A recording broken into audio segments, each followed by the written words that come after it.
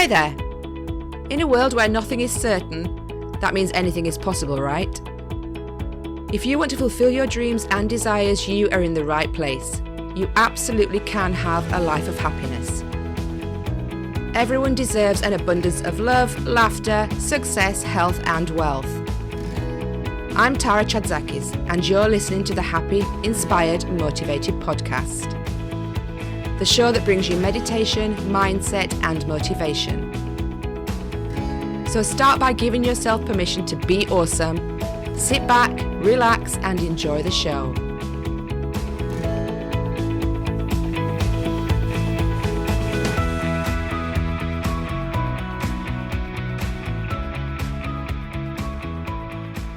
Hi, and welcome to this episode of Happy, Inspired, Motivated. Now today I am joined by Fidel, and he is an NLP Master Coach, a Master Hypnotherapist, and a Master Timeline Practitioner. He's also the author of Divorce, A Modern Man's Guide. Now, Fidel has years of experience working with both men and women to find true self-confidence and present their best selves to the world. So let me introduce Fidel to you. Right, so hi, Fidel, and thank you for joining me here on the show today. How are you doing? I am very, very well. I'm strolling down memory lane today. Oh, why? Why are you strolling down memory lane? What's good about that?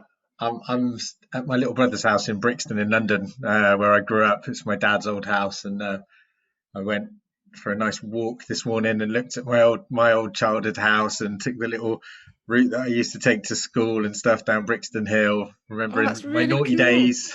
That's so cool. Do you go back there often then? Well, obviously I haven't been down there for a couple of years. Not normally, but yeah. But yeah, I come down. My intention was in the last year to spend a lot more time down here, and I will do again for business and networking and fun as well. Yeah, well, London is a fun place to be. Yeah, definitely. Yeah, I'm a bit jealous. I'm on the Isle of Wight, so it's a little bit more secluded than that. So Yeah, it is a little bit. Yeah, I mean, I yeah, live in Bristol, which is lovely as well. It's a very cool city, but yeah, but London's better, I suppose. for certain things, yeah. Yeah. So tell us a little bit about, or a lot about, what it is that you do and how you help men and women.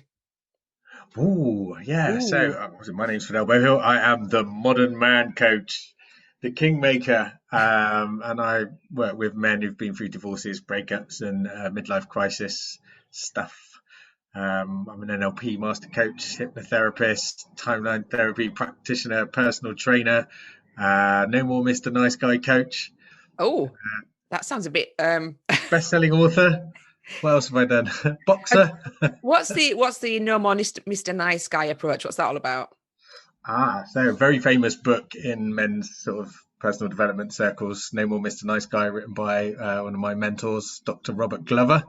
Okay. And it's kind of a bit of a look at how it's a very particular thing for kind of our generation of men, or beginning at our generation of men. I think that the following generation have kind of got it as well. And his approach is a kind of nice guy syndrome, which is a little bit like codependency, and it's a way we approach men often approach relationships, business, work. Yeah. Where we've grown up kind of with a bit of a shadow over the concept of masculinity and what it is to be a man.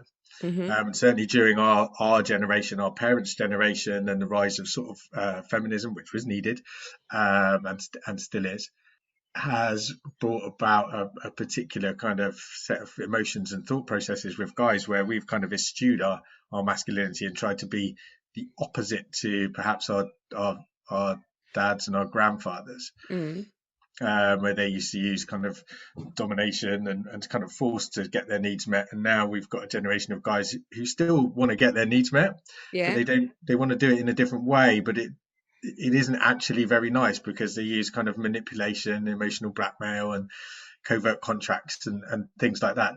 You know, both generations of men were trying to get their needs met. They're just using different ways to do it, and neither are very pretty. So I help guys kind of address that and look at it and look at the problems that it causes for themselves and their families and the people around them, and help them kind of heal from that stuff, amongst other things. Yeah, I mean, I heard you speak recently at the Be Inspired event, which is where I first came brilliant. across you. And your speech was so like powerful and moving. I had to have you in the show because it was just so great. Like you say, the way you address how men and women work together and collaborate in relationships and in life is quite a difficult thing nowadays, because people don't really know how to be with each other, do they? Nope. As a generation, we've completely we're really winging it, because we Yeah. know the stuff previously didn't work. But the way that we're doing it doesn't work either. And I think women that I've encountered that get to our sort of age, once you get to hit your kind of late 30s, early 40s, and so forth, a lot of women are like, hang on a minute, we kind of got diddled here. A lot of women were told that in order to be successful, in order to be happy, they were entitled to have it all, and they should go out to work and compete with men. And so we've got a generation of women who've stepped totally into their masculine energy, and with the idea that they have to copy men and be like men in order to be successful, and want the same things as men and be as competitive as men. And you've got guys who don't know how to relate to women who are in their masculine energy, certainly not at this scale. Yeah. And men not reacting very well to that, reacting badly to women in their masculine energy, and we've got, the divorce rates are sky high. People are not happy in their relationships. I mean, you've only got to be in any of the men or women's groups or anyone talking about relationships, or just being kind of single at this age, after the said 52% of divorces are ending in a marriage in divorce these days. And so the dating pool of men and women floating around looking for that second love, or the better love that was better than their unsatisfactory marriage, is enormous, and it's full of people searching for connection, and we don't know how to do it because the polarity has been lost. Yeah, I mean, I'm single, so I'm, and if I meet someone, I find it quite difficult. I don't know how to approach people, and people don't talk to each other like they used to do. Like you said, they're kind of scared of each other, and it's a little bit sad. Scared of each other is the right way. Scared, uncertain. No, there's just no understanding or connection anymore. So I said that, like, as a group, we've just got women in their masculine energy, men in their who step more into their feminine energy, because again, we've got a generation, lots and lots and lots of single mums.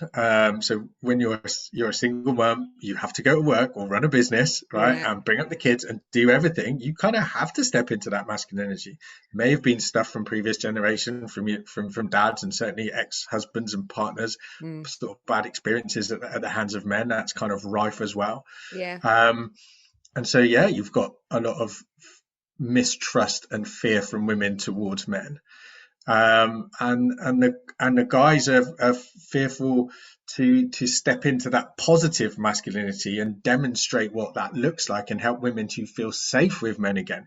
We don't know how to do it because it's not a conversation. No, Like, it's not a conversation. That information is not out there. There's nowhere really for men to learn unless they come across someone like myself or some of the other masculinity coaches.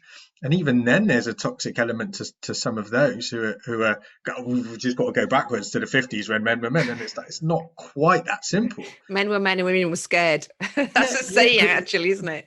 Listen, we don't just totally want to throw it in the bin. We don't want to throw the baby out with the bathwater, because there's some stuff to that, but we need to be really careful with what we take from it and what we don't, and we need to look forward and come up with a new way of being, and a new way of communicating, where we can be in our masculine and feminine outside and at work and doing all of these things, but certainly in relationship, that polarity dynamic is just a really natural, wholesome way to be. And all of the clients that I've worked with and all of the people that I know that are working in this space or have stepped into this space and understand it, it's brought nothing but kind of happiness and pleasure into their relationships.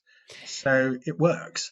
Do you think that, like you say, for me, for example, I suppose I'm more in my masculine energy because I am the sole parent as such.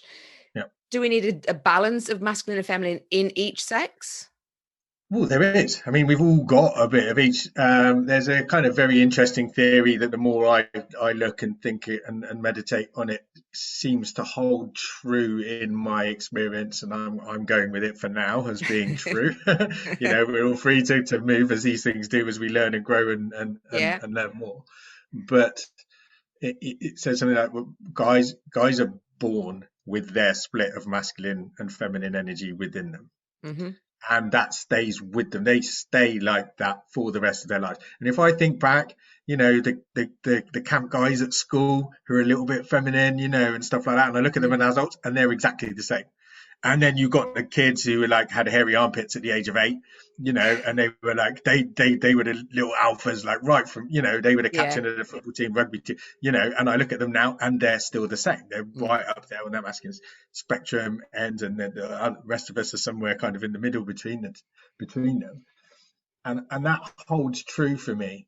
Whereas the theory also goes that women move up and down that spectrum a lot more easily. It's a lot more fluid, and it's a lot more to do with their external life situations and how Mm. and when they need to be. So again, sort of maybe when you're in a relationship with a masculine man who's holding that masculine container for you, and you feel safe and secure, and you step into your feminine, or when you're with your girlfriends, and you're out on a night out, and you can be very feminine, you put flowy dresses on, you're on the dance floor, but then when you're at home or at work, and you're doing your kids, and you're back in that life, you can very much be in your masculine. So you can either go up and down it during the Hmm. day, or Yeah. certainly for chunks of your life where you are more in one or the other.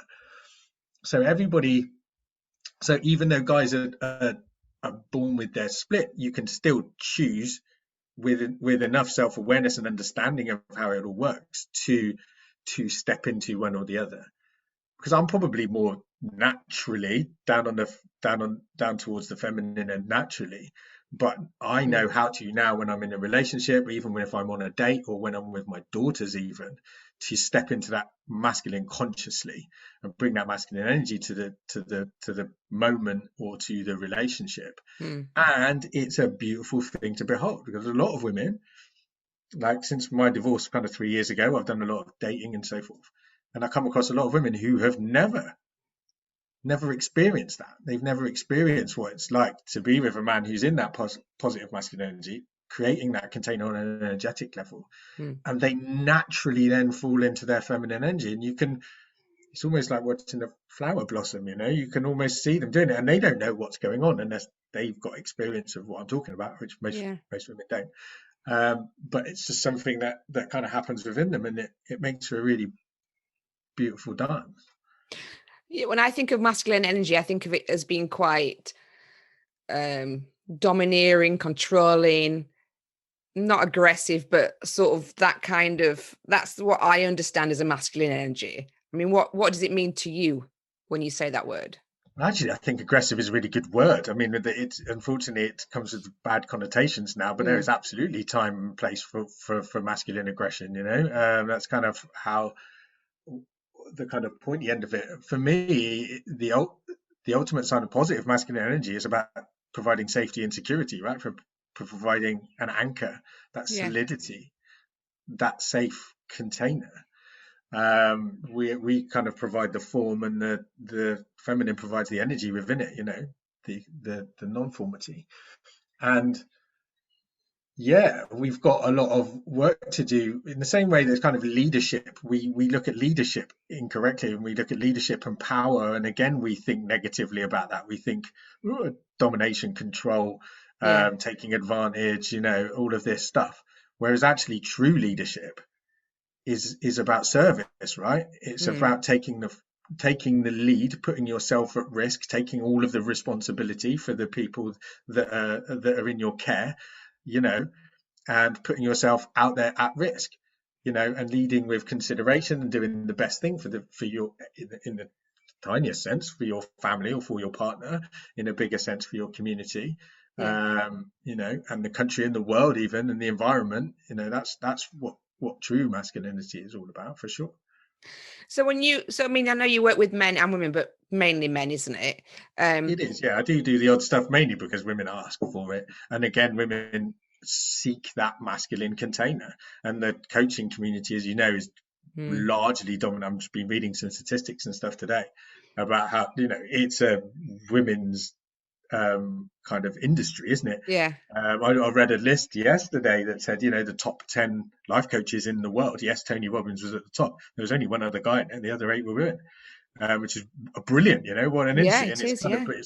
it's largely created by women for women. Women and that's growing the divide and the frustration, because Yeah. women are out there doing the work and becoming emotionally involved and kind of thinking about all this stuff and communicating around it as usual, because that's kind of the feminine, and the guys are just getting more and more left behind. So I'm just about to launch my coaching academy, where I'm going to be teaching more, bringing on modern man coaches as a kind of franchise opportunity, and hopefully Cool. developing more masculine coaches who are out there spreading the word, and giving more access to men who want to engage with personal development, but in a masculine way.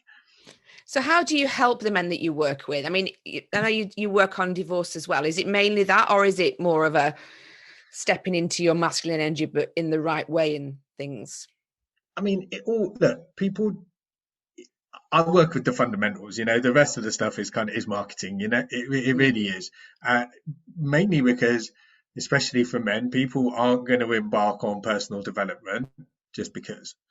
Yeah. It's usually because a life event has slapped them around the face Mm. and has put them in a position of pain where they need to ease that pain, and when they need some guidance and direction. And divorce is a perfect time for that.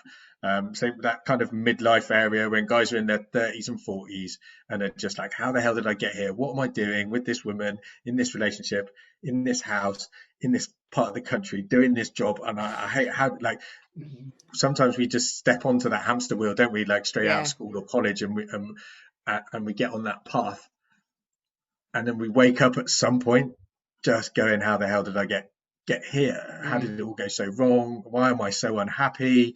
Like, this wasn't what we were sold. So I like to grab guys there because they're open to it. They're open to exploring themselves, and a lot of them will come, and they'll initially come to work with me because they're dating, or they want to be better in bed, or they want, been through a divorce or Yeah. something like that. But we just strip it right back, and we start with I would do a lot of values work. So what's really important to them, where are they going? My process is the start of any process that people work with me is values, vision, goals. So what's important to me? Where am I going? How am I going to get there? And it's amazing how few people ever stop to think that question: what is important to me in life? Yeah. What are my wants? What do I need? What do I need? Especially guys, like nice guys and good guys who are trying to do the best for their families. Their entire existence is around providing for their family. And you ask them what their hopes and dreams are, and they're like, "Oh, I'm going to buy." That was mine after my divorce. I looked at my 10-year vision, and it was a house in the country with stables and stuff like that for my wife and my kids and stuff. I hate horses. I don't like the country. I'm a city boy. So, like, everything I was doing and working towards was for other people. And it was no wonder I might have lost some motivation and stuff like that, because in no way was I connected with that, apart from the satisfaction I got from serving my family. Yeah, I mean, people do, don't they? When like I say, when they get onto the treadmill of leaving college, getting the job, starting the family, getting the home, and all this kind of stuff, they lose sight of what their dreams ever were, or what their visions ever were, because that's not what's important. The important thing is, putting a house, getting a roof over the head, and getting food on the table, isn't it? Yeah, and I did quite well at it. We had a lovely 4-bedroom house in the suburbs with the white picket fence, that kind of 2-car Audis on the driveway and all of that sort of stuff. So on the surface of it was all okay, but like, it wasn't me, and I wasn't happy. I think my ex-wife probably was, but obviously when I started getting unhappy, that's a kind of compound effect.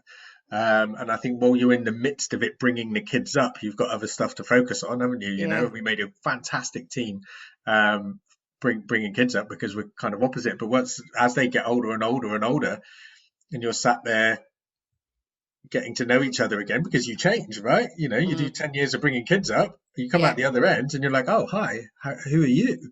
I'm Fidel, I've been over here doing this stuff, largely spending a lot of time in my office, building the business and stuff. And you've been building your business over here. And we're like ships passing in the night for donkey's years. Here's the Yeah. kids. It's your turn now. I'm out. Da, da, da, da.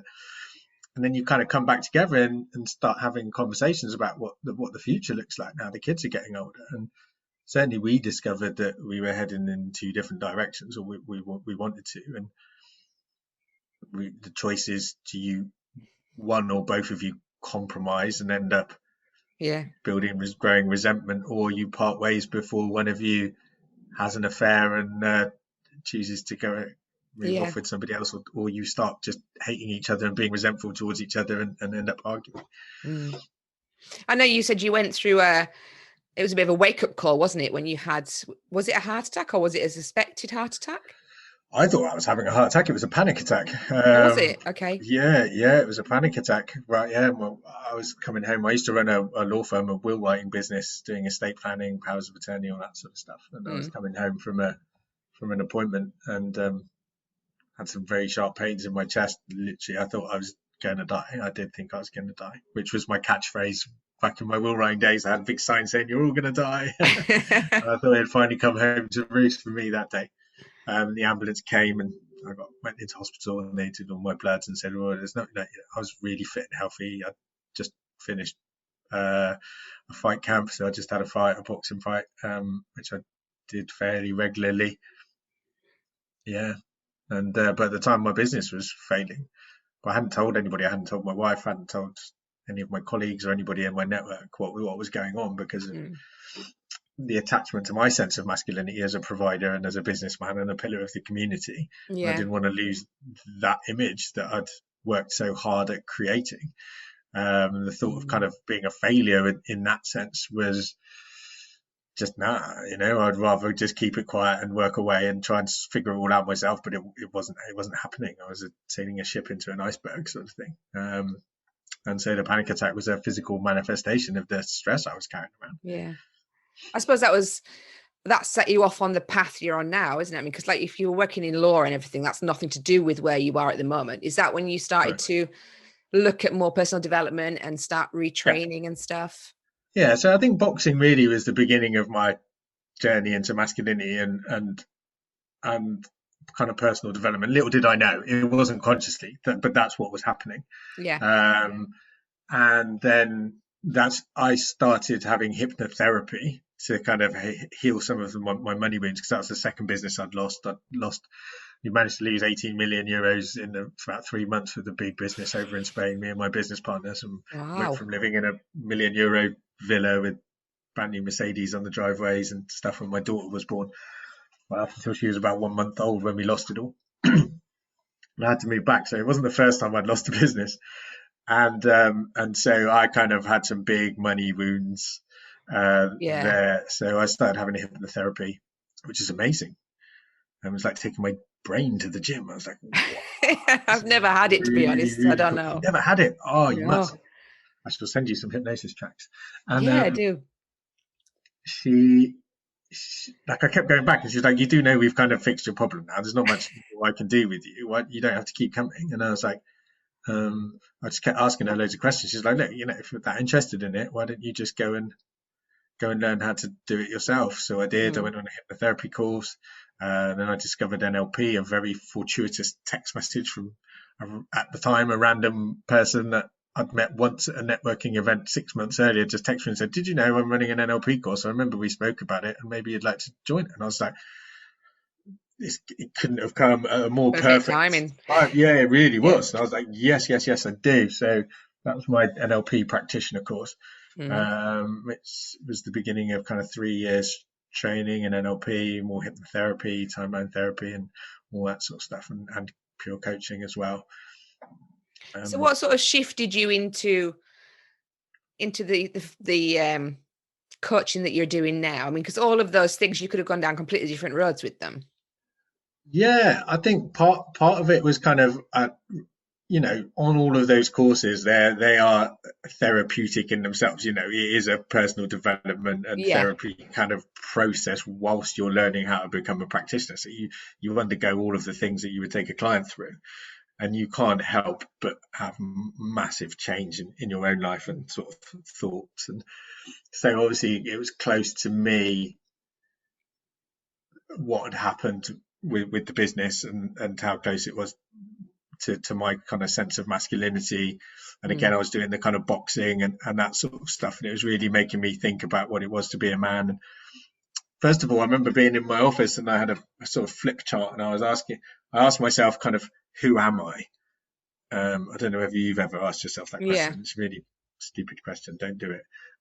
It's not stupid, but it's ongoing. You're never going to get an answer, basically, is what I'm saying. Who am I right now? Yeah. As soon as you get anywhere near the answer, you've probably changed it. So I remember being quite frustrated with that question.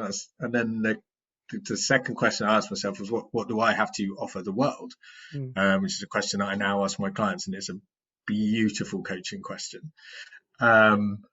which led me to kind of really think about my kind of upbringing with my mum, my dad. That kind of, my mum had 4 boys, but she was very feminist, and so she brought us up with this real kind of appreciation of women and the feminine goddesses and everything else like that.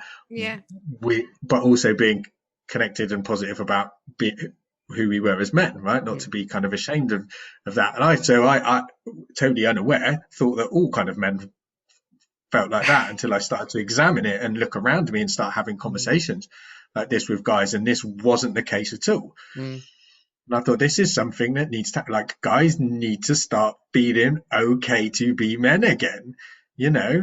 And even kind of saying that makes people go, oh, you know. I can feel, when you say it, I can feel it. Do you know what I mean? It triggers something in me, but that's because I have a negative connotation with the I am a man type thing. That's, the caveman type thing. That's what I think of when you say that.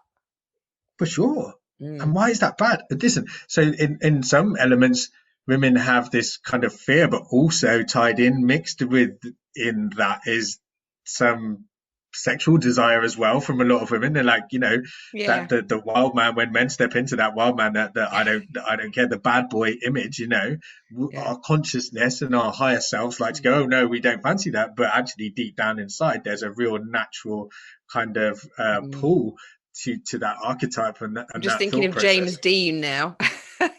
Right?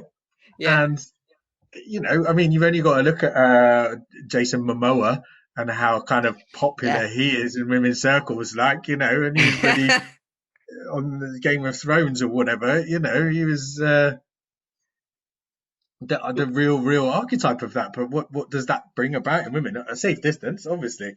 But when we look at those kind of desires, then we start to really find out what's going on. I mean, we are, again, in these days, we try and escape this.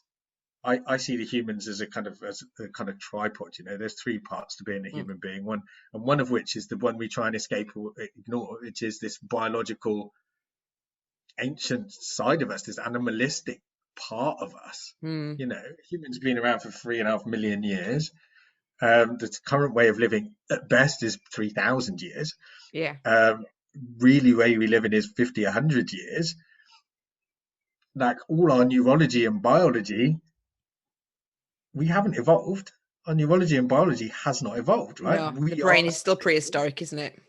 Correct, right? And it's designed for us to be wandering around in small little groups, hunting and gathering, like with these very clear-cut male and female roles, what we're for and how we're supposed to be. And it's very animalistic and very basic. And we try to pretend that this stuff isn't part of us, but it bloody is. It's a huge part of who we are. Yes, we have the other element to us, which is our kind of consciousness and our intelligence and our intellect, which allows us to examine this part and kind of be in control of it at times, or at least recognize it. But we use this to try and kind of be superior over it, and we're just not, and so I think we need to take that part of us into account. We need to understand what love actually is, this mixture of chemicals, and what oxytocin and testosterone actually does for us. And then we've also got our spiritual element, a part that we don't fully understand, our connection to the universe and and so forth. That is definitely our energetic selves, however you want to see that, whether it's universal or religious or however. We've got this third element to us that's energetic in one way or another, however you choose to see it, but it's definitely there.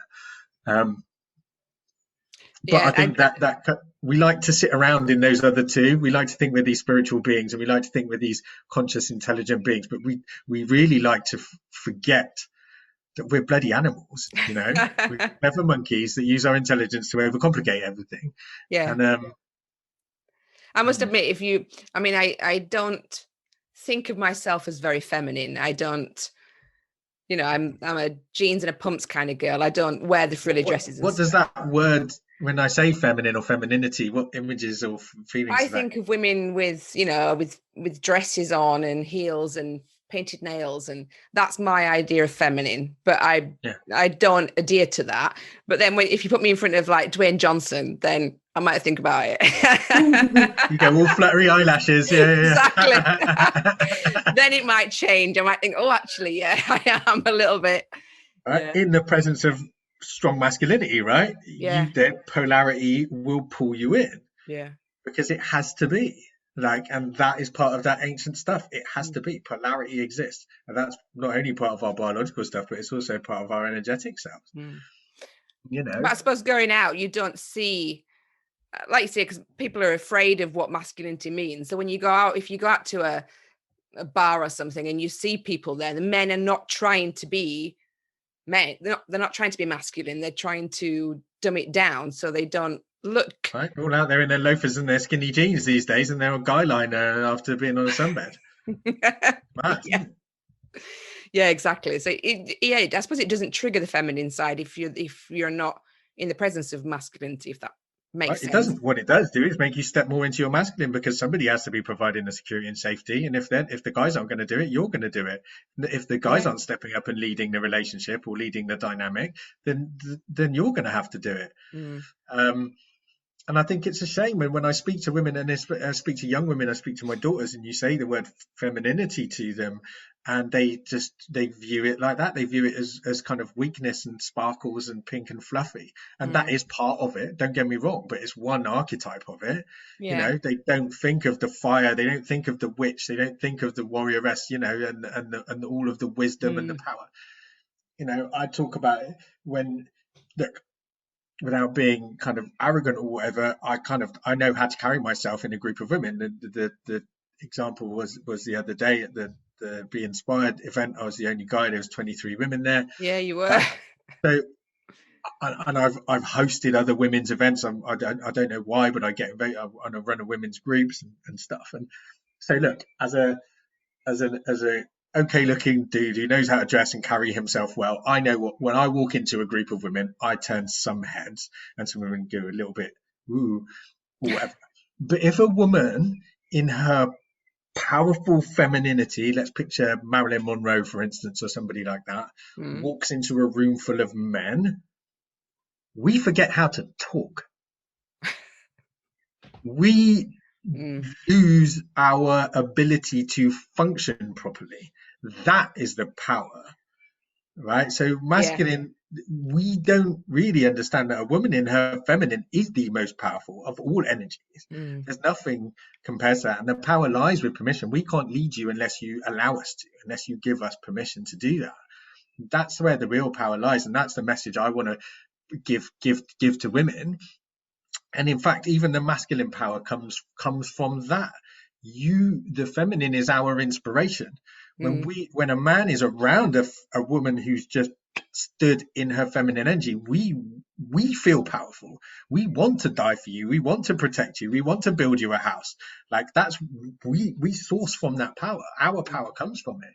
And so women kind of need, although we talk about men being the masculine being the leader and everything else like that, still all of that stems from the feminine, the birth giver, the life giver, the energetic creator.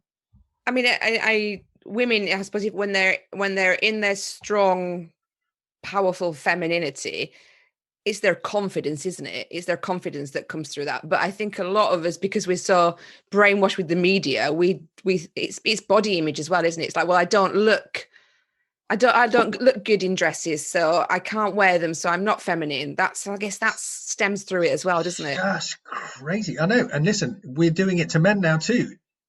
Instead of stopping doing it for women, the way we're trying to build equality is to make men feel just as shit about their bodies as women did. We're doing really good, Right? aren't We're we? trying to sell men makeup now. We've got men. I do, like, but I've got my reasons. I go on a sunbed every now and again because it's a 14-minute holiday. My skin really needs it living in this country and in the cold and central heating and stuff. And I spoke to the guy in there, and he's like, yeah. Like half our clients are blokes, and you see guys getting out of their builders vans and going in there. And again, in the gym, guys aren't training for fitness or health; they're training for aesthetics. Yeah. Right. And trust me, guys are growing lots and lots of body image issues. So now, like I said, rather than freeing women from all this shit, we're just getting men to jump on the same bloody bandwagon. Now we're all going to feel Crazy. Now we're all going to feel like crap. unhappy about our bodies. Mm.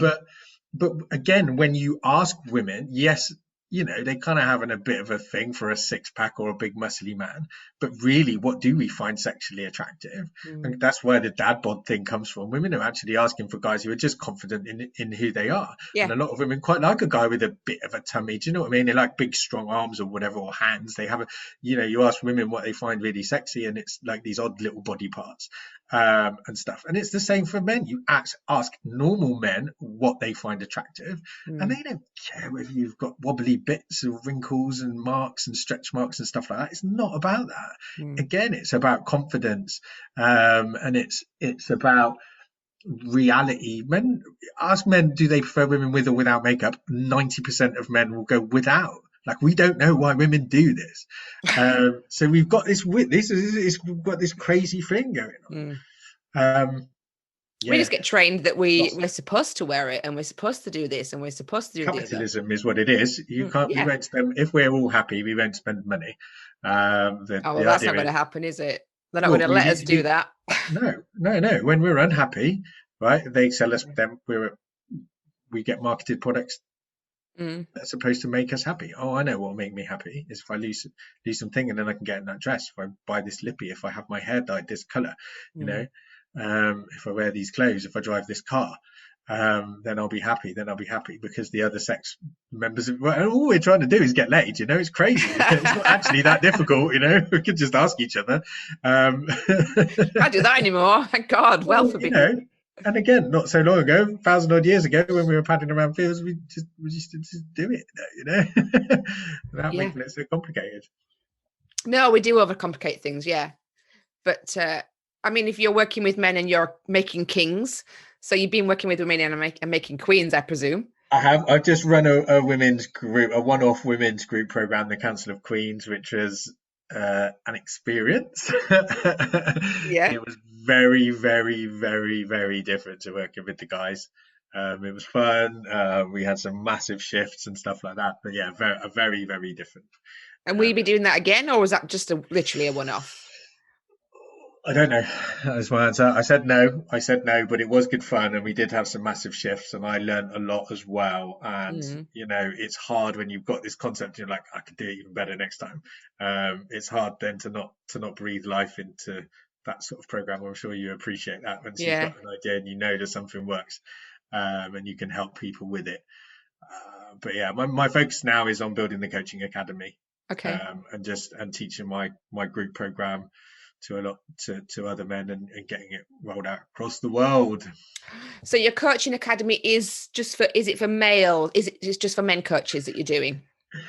Again, yeah, that's my initial idea. I expect an influx of women to kind of ask me about it, and I'm going to play that by ear. But definitely, because look, a lot of guys want to go and work with female coaches to start off with. That's not really what I want it to be about. So we'll see. Initially, it's going to be all guys. The first week we're doing a kind of beta launch for 10 guys, which I'll be launching very soon in the next couple of weeks. That'll start at the end of June, and that's going to be 10 guys. So how can people find out about that? Or are you already fully booked up? I'm not fully booked up. We have a few places gone, but if people follow me, I'm about to do the launch in a couple of weeks, and people will be able to sign up for it. The cart will open on the 10th of June, close on the 16th. The marketing battleship is being prepared as we speak. Awesome. If you follow me on any social media, you will not miss it. So where can they find you if they want to get in touch with you? Where's the best place to? Where do you hang out? Best place is Facebook, really. That's where I spend the most time. Just look for me, Fidel Beauhill, on Facebook.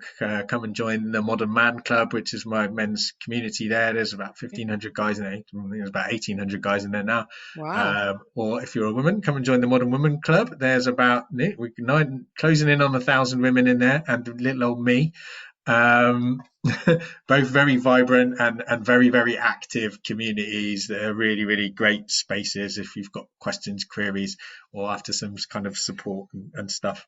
They're both brilliant places to come and hang out. Cool. Great. Well, I'll make sure I put the links in as well for the Facebook groups, and your website's Modern Man, isn't it?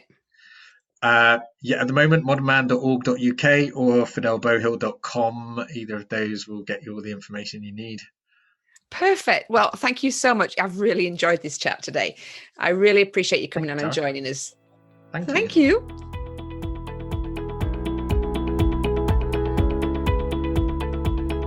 Thank you for listening to the Happy, Inspired, Motivated podcast. I'll be back next week bringing more meditation, mindset, and motivation for your happy and successful life.